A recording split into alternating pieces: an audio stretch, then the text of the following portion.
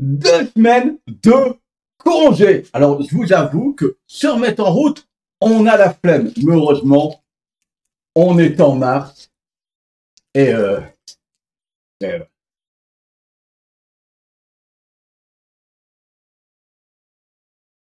hum, hum. Et ça repart. Oui, je sais, j'avais pas trouvé. C'est pas un mars. Mais c'est encore plus drôle. Ça fait une blague à Bounty. Hop, deux doigts, coupe l'intro et par la fin. C'est bon? On a acheté 4 produits. On peut commencer?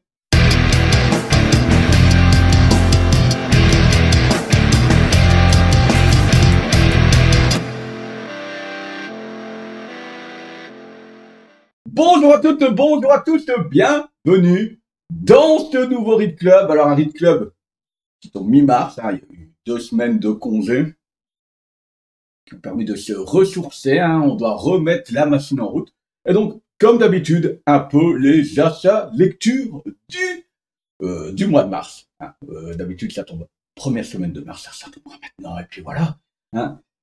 Et en même temps, ça a été un peu perturbé. Je vous explique, il devait avoir le deuxième omnibus des 4 Fantastiques, Hickman, tome 2, qui a été repoussé hein, de mémoire au 26 mars de mémoire, alors qu'il devait sortir au début du mois de mars, je devais l'avoir là actuellement. Et en même temps, j'ai pris le Deluxe Punisher. Alors je sais que c'est Keketo qui est au dessin, si je ne dis pas de bêtises, c'est Ruka au scénario, et j'ai pris l'édition collector avec des illustrations de Keketo, etc., qui lui aussi a été du coup reporté au 22 mars. Ce qui a fait qu'en fait j'ai dû aller racheter des choses que je n'avais pas prévu d'acheter, que j'avais mis ça sur une liste un peu de côté. Et donc voilà, ça sera cette présentation-là. Donc c'est un peu la liste d'achats, mes achats qui compensent mes achats qui ne sont pas arrivés. Avant de commencer, comme d'habitude, il y a toutes les références en descriptif. Et puis, dites-moi comment vous avez trouvé ma petite intro Mars, Sneakers, Bounty et Twix pour les 2 doigts coupe-fin.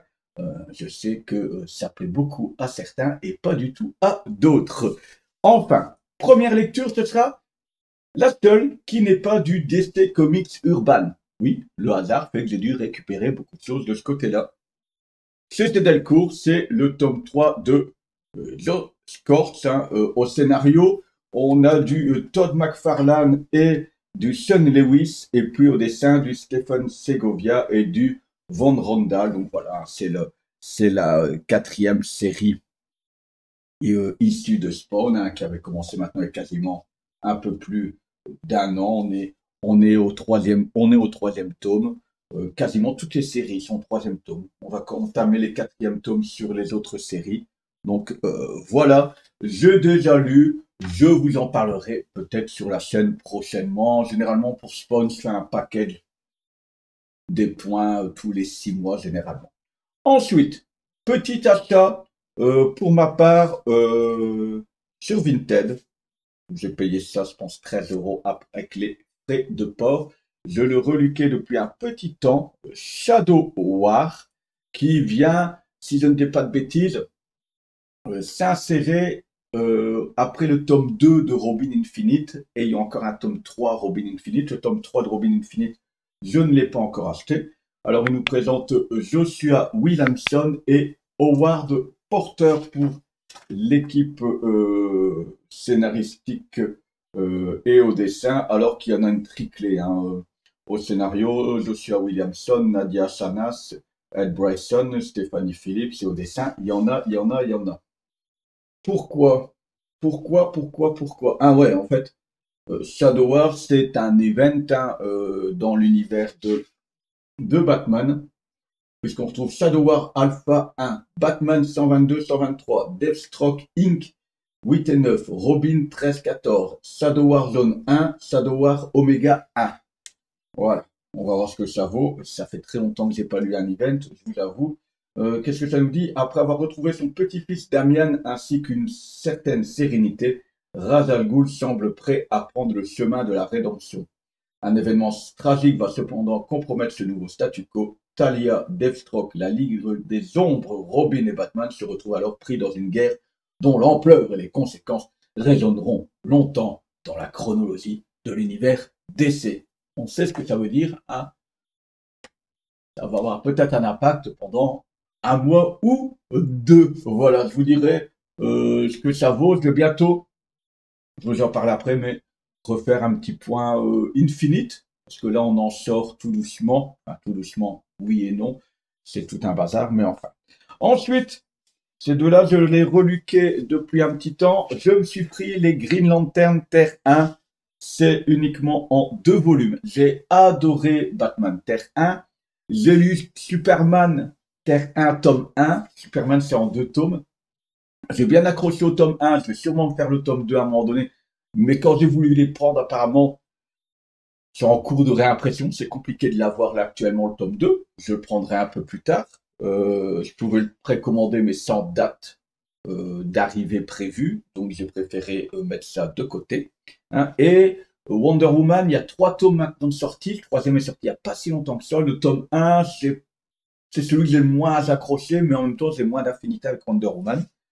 Hier, ce qu'on a, on a Corinna Bechko, scénario, connais pas, dites-moi si vous connaissez. Corinna Bechko et Gabriel Hardman au scénario et Gabriel Hardman au dessin et à l'ancrage. Voilà en dessin ce que ça dit. Donc Terre 1, c'est une revisite d'un univers. Hein. Ici, donc ce sera une revisite de l'univers de Green Lantern. Généralement, sur Batman, ça permettait de lire du Batman. C'était un bon point d'entrée dans l'univers de Batman. C'est sympathique ça. Dans l'univers de Batman. Donc j'espère que ce sera la même chose pour Green Lantern. Alors l'avantage, c'est quand on connaît vraiment bien ça c'est le tome 2. Hein. Quand on connaît vraiment bien l'univers, c'est encore plus savoureux de voir les petites libertés qu'ils prennent avec le scénario, mais ça permet de tuer des personnages, etc., sans forcément ça ait de l'impact sur l'univers DC Comics. Ça, c'est très très cool. Pareil, hein, si vous voulez, on se fera une petite vidéo spéciale Terre 1 avec les... Quand j'aurai lu au moins, j'en ferai si je lis au moins le Superman tome 2. Et ouais, quand j'aurai lu Superman et Wonder Woman, je vais essayer de trouver d'occasion. Voilà.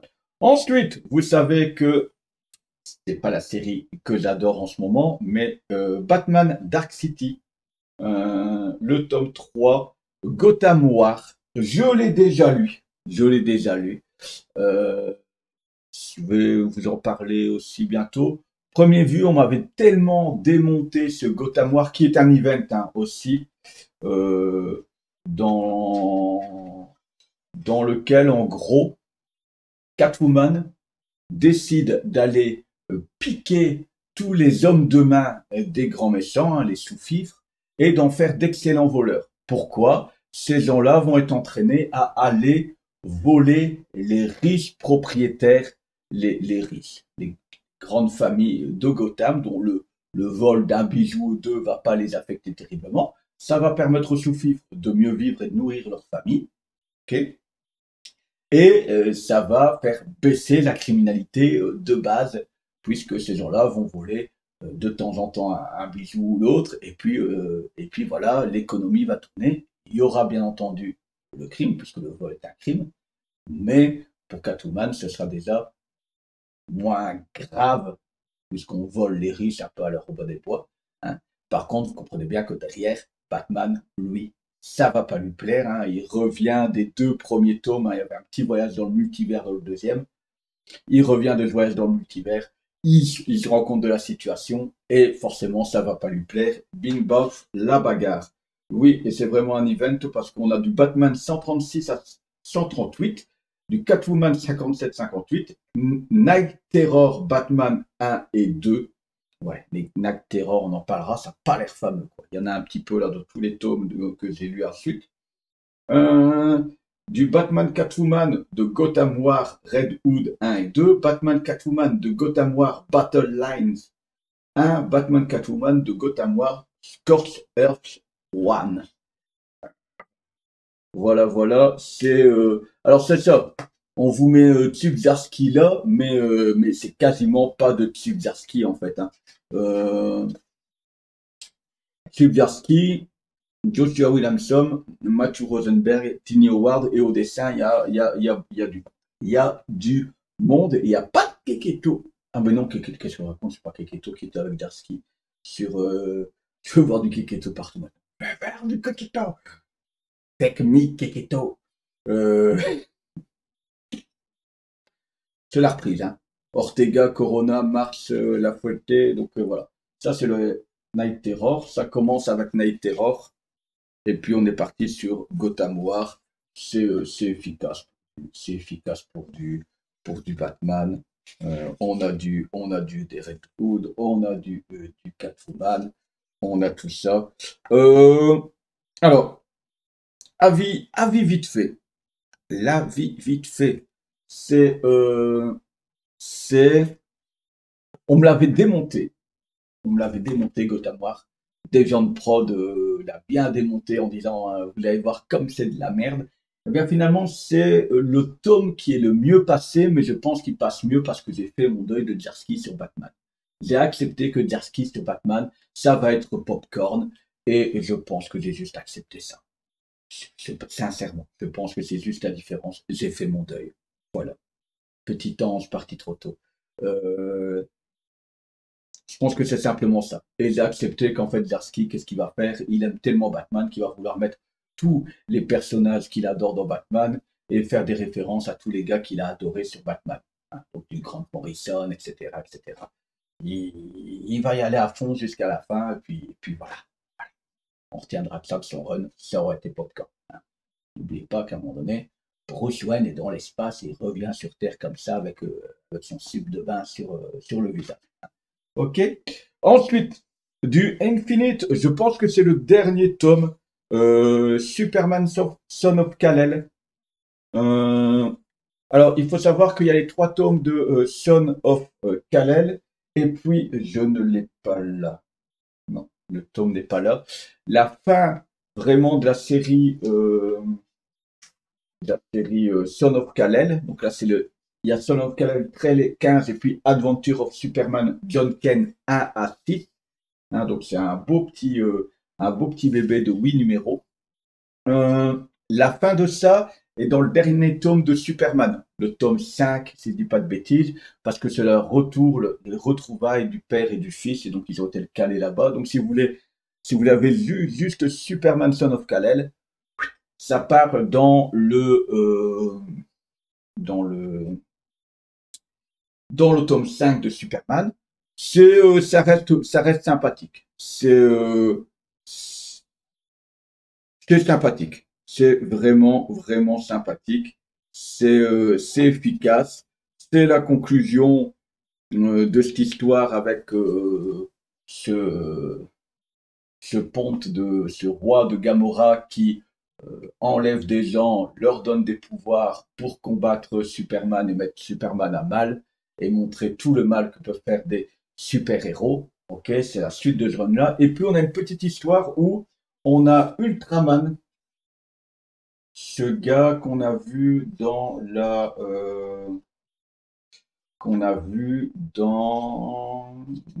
comment ça s'appelait ce truc, cet event là. Il est là. Hop, avec un U sur sa poitrine.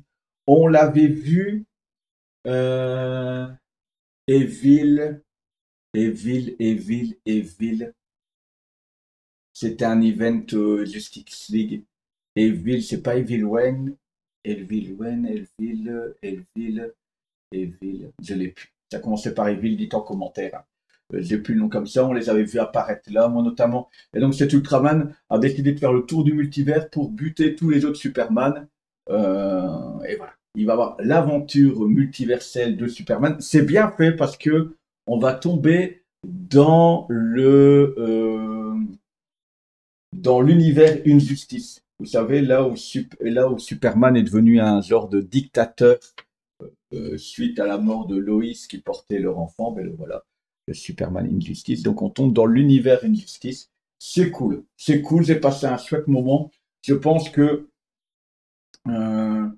C'était Evil Dead? Non. Ah, ça va me gaver. Ça va me gaver. Vous voyez, ça va revenir, ça va revenir, ça va revenir.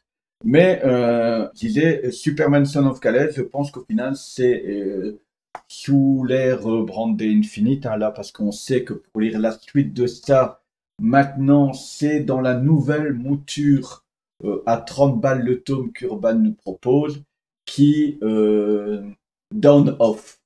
Et donc, ça sera dans les Dawn of Superman. Vous aurez les deux séries Superman principales qui seront dedans, à 30 balles le tome. Hein, il y a déjà Dawn of Shazam qui est sorti, Dawn of Titan et Dawn of Superman. Pour l'instant, si je dois en acheter à 30 balles, ce sera sûrement le Dawn of Superman parce que j'ai bien aimé les deux séries. J'ai un peu préféré celle-là parce qu'elle est un peu plus fraîche, mais j'ai vraiment bien aimé aussi le Superman de Pekeji. Euh, euh, donc voilà. Le Dawn of Titan, je me tâte, parce qu'il paraît que la série Titan est bien dedans, mais il y a aussi, ça porte un petit peu le même nom, hein. Il y a aussi donc c'est, non pas Aventure de Superman, il y a une deuxième série Titan dedans, qui paraît moins sympa à suivre. Et donc j'ai adoré Superman Son of Kal-El et j'ai pris le Nightwing. Il y a encore un tome, le tome 5, il y a encore un tome 6. C'est un Nightwing ici. Le tome est moins intéressant que ce qui a été fait avant parce qu'on tombe sur un Nightwing et surtout sur les Titans. Puisque là-dedans, on a Nightwing 101 à 102 et Night Terror, Nightwing 1-2, Night Terror à chaque fois. C'est voilà. Et donc, ce sont des épisodes où Nightwing est à fond, à fond, à fond avec les Titans. Donc, moi, j'aime bien les Titans. C'est un truc un peu plus frais, c'est un peu moins profond que ce qu'il en paraît, que ce qu'il y paraît. Pardon, quand on parle bien le français. Il y a du Titan, et puis il y a des backups. Il y a un Nightwing 105 qui est en vue FPS à la première personne comme dans les jeux vidéo. Ce qui est cool, vous voyez, c'est que comme on voit en SPF, en, en FPS, en vue à la première personne, mais quand il regarde dans le miroir, on le voit, il se voit, et là c'est cool, regardez. Donc comme ça, regardez dans la vitre, là du coup on voit le reflet, c'est vraiment bien pensé. Ça n'amène pas grand-chose, hein, c'est pas l'histoire la plus folle, mais c'est bien pensé. Et ça termine ouais, avec Night Terror. Donc Night Terror, c'est en gros autant dans Superman que dans Nightwing. Euh, c'est euh, c'est un event où il y a un gars qui met tout le monde dans le... je ne l'ai pas lu, hein, c'est juste par rapport à ce qui s'est expliqué, qui met tout le monde dans un cauchemar parce qu'il veut récupérer une pierre maléfique, une pierre du cauchemar ou un truc dans le genre. Et donc là, les Nightwing, lui, il se retrouve bloqué dans l'asile d'Arkham. Voilà. Et le seul truc qui est peut-être sympa, c'est que ça fait rentrer un petit peu dans les craintes et les peurs des héros, mais on les connaît déjà. Donc, à part vouloir faire, vous voyez, un énorme cauchemar quand il arrive. Ça m'a un peu fait rire. Avec le crocodile, pardon. Killer Crocodile. Le gars, il confond One Piece et Batman. Oh là là. La reprise. Donc, le Killer Croc en sac à main. Catwoman qui ressort vraiment très fort à un chat. Il y a un petit côté Black Cat dans le... Black Sad, pardon. Dans la Catwoman. Hop. Voilà. On a un Freeze qui est complètement recroquevillé. Voilà. Le côté voir les peurs de chacun, vous voyez les nanas là qui sont là. Voilà un petit peu mes achats du moment. Beaucoup, beaucoup, beaucoup de décès. Là, j'ai déjà lu les deux premiers, hein, j'en reparlerai du coup de l'ère Infinite, même si Dawn of, c'est tout le temps avec le petit cachiron là, Infinite, hein, parce que j'essaie de comprendre quelle était la différence. Mais donc les deux là, c'est vraiment des séries très chouettes, très fraîches. Hein. C'est pas hyper profond, mais c'est très frais. Euh, pour le coup, et je pense que pourquoi ça me plaît les deux, simplement vite fait, c'est que c'est vraiment la relève. Là, là, John Kent est la relève de son père. Voilà. Et là, Nightwing est enfin émancipé. Et alors, c'est pas, il n'a pas le relève de Batman, mais il a trouvé son chemin. C'est ça qui est cool. Dark City, c'est popcorn. C'est pas ce que je préfère dans Batman. C'est pas ce que j'en attendais. Mais comme je vous dis, j'ai fait mon deuil. Terre 1, si vous avez un personnage que vous adorez sur Terre 1, il y a du Batman, du Superman, du Wonder Woman, du Green Lantern. Allez-y, c'est généralement très très très chouette. Moi, celui qui m'a touché le moins, c'est Wonder Woman, mais c'est le personnage que je connais un peu moins. Et Green Lantern, c'est vraiment bien Green Lantern, j'en entends beaucoup. L'event Shadow War qui vient s'imbriquer entre le tome 2 et le tome 3 de Robin Infinite. Robin Infinite qui est sympa aussi, hein, mais qui est aussi très teenager, voilà, très grand public. Et puis, parce que je suis Spawn depuis toujours, The Scorch, mais ça, franchement, je ne trouve pas que ce soit les meilleures périodes de Spawn pour l'instant. On sait déjà, je l'ai annoncé sur le commentaire à quelqu'un qui me posait la question. Ça, je vous présente ça jeudi, le comics, comme je l'appelle, le comics de l'âme. Voilà. Ça pourrait être un comics de Saint-Valentin. On se retrouve jeudi, normalement, pour cette vidéo là sur le Silver Surfer, l'omnibus de Dan Slott.